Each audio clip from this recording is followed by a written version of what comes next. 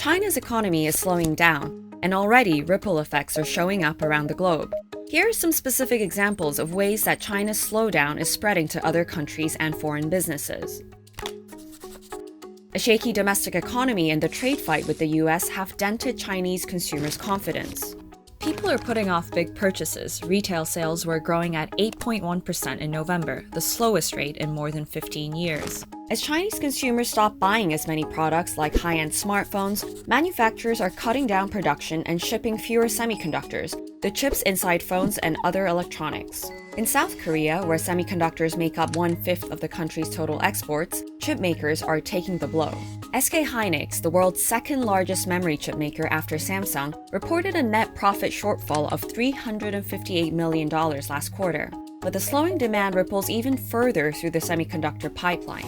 The drop-off in demand has forced SK hynix to readjust its output at its production facility in China. For workers at that facility, the prospect of job cuts, less overtime pay, and lower bonuses may further reduce consumer demand, potentially feeding a downward spiral. Next up, oil. Chinese demand has been key to keeping oil prices afloat this decade.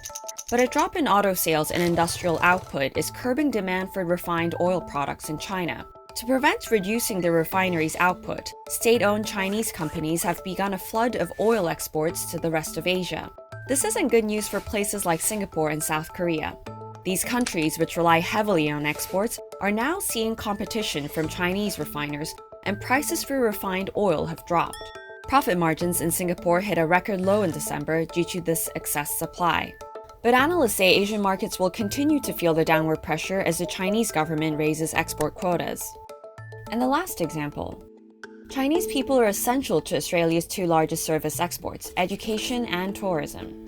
A report shows that Chinese accounted for roughly 1 in every 4 Australian dollars spent in the country last year, but they made up only 15% of international visitors.